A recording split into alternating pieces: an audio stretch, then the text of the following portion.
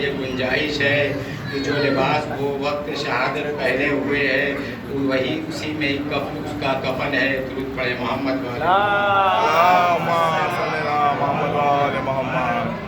مگر افسوس صد افسوس کہ ظالموں نے حسین کے تن اقدس سے لباس تک اتار لیا. چنانچہ 2 محرم سن 61 ہجری کو جب قافلہ حسینی زمین کربلا پر وارد ہوا تو امام حسین نے خیمہ نصب کرنے کا حکم دیا. اس کے بعد یہاں کے ذمہ داروں کو بلایا. مردوں کے ساتھ قبیلہ بنی اسد کی عورتوں اور بچوں کو بھی خدمت امام میں آئے. امام نے ان سے فرمایا کہ ہمارا ارادہ ہے کہ ہم اس سرزمین کو آباد کریں. میں اس سرزمین کو تم سے خریدنا چاہتا ہوں. بنی اسد نے کہا فرزند رسول آپ ہرگز یہاں آباد نہ ہونے کا ارادہ کریں، اس لیے کہ ہم نے اپنے بزرگوں سے سنا ہے جو بھی ولی خدا یہاں آیا ہے اسے تکلیف ضرور پہنچی ہے. امام نے فرزند خدا کی مصلحت یہی ہے. امام نے فرمایا خدا کی مصلحت یہی ہے کہ ہم اس زمین کو آباد کریں. 60,000 دینار میں زمین کربلا کو امام نے بنی اسد سے خرید لیا اور پھر 3 شرطوں پر وہ خریدی ہوئی زمین بنی اسد کو ہبہ کر دی. پھر شرط یہ تھی کہ جب ہمارے دشمن ہمیں شہید کر دے اور ہمارے لاشیں کو بے غسل و کفن زمین پر چھوڑ جائے تو تم ہمیں دفن کر دینا. دوسری شرط یہ ہے کہ جب ہمارا کوئی زائر یہاں آئے تو ہماری قبروں کے نشان بتا دینا. اور تیسری شرط یہ ہے کہ ہمارے زائروں کو 3 دن اپنا مہمان رکھنا. جب امام بنی اسد کے مردوں سے یہ شرط بیان کر چکے تو بنی اسد کی عورتوں سے مخاطب ہوئے اور فرمایا اگر ابن زیاد کے خوف سے تمہارے مرد ہمیں دفن نہ کر سکے تو تم اپنے مردوں کو غیرت دلانا اور ہماری لاشوں کو غیرت دلا کے دفن کرا دینا. اور پھر بنی اسد کے بچوں سے مخاطب ہوئے اور فرمایا اگر تمہارے ماں باپ ہمیں دفن کرنے پر تیار نہ ہو تو تم کھیلتے کھیلتے یہاں چلے آنا اور ایک مٹھی خاک ڈال کر ہماری لاشوں چھپا دینا. عزاداروں 11 محرم کی صبح سے ظہر تک یزیدی فوج نے اپنے مردوں کو دفن کر دیا.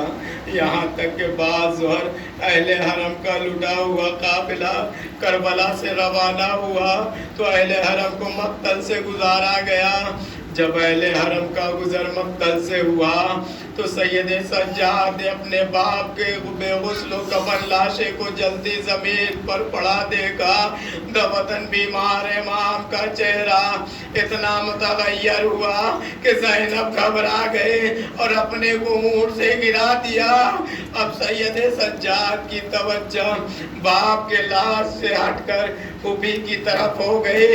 زینب نے کہا بیٹا سجاد کیا جان دے دو گے؟ اجرکم اللہ. سید سجاد نے کہا پھوپھی اماں کیا وہ جوان بیٹا کیسے یہ منظر دیکھے کہ جس کے باپ کا لاشا جلدی زمین پر انیا پڑا رہے اور بیٹا دفن و کفن نہ کر سکے. عزاداروں 11 محرم کو مقتل شہداء یزیدی فوج سے خالی ہو گئی.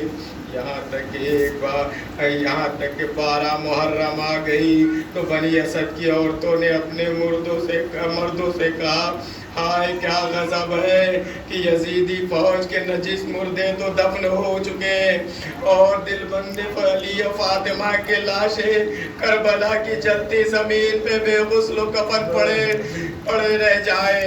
اگر تمہیں ابن زیاد کا خوف ہے تو تلواریں ہمیں دے دو. ہماری چادریں تم اوڑھ لو اور گھروں میں بیٹھو. ہم اپنی بیوی زہرا کے دل بندوں کے لاشوں کو خود دفن کریں گے.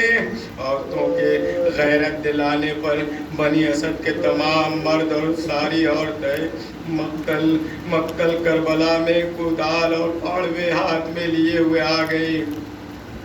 بنی اسد کے مردوں نے اپنی عورتوں سے کہا کہ تم واپس جاؤ، ہم شہیدوں کے لاشوں کو دفن کر لیں گے، مگر عورتوں نے نہ مانے اور کہا کہ تم شہیدوں کی قبر کو بنانا اور ہم عورتیں فرات سے پانی لا کر گھاسوں کی قبر پر چھڑکیں گے۔ جب بنی اسد قتل گاہ میں آئے، کیا دیکھا کہ شہیدوں کے لاشیں خاک و خون میں پڑے ہوئے ہیں۔ بنی اسد فرزند رسول کے لاشوں کی تلاش میں پریشان تھے کہ کیا دیکھا، کوفے سے ایک گرد نمودار ہو رہی ہے، یہاں تک کہ وہ سوار مقتل میں آیا۔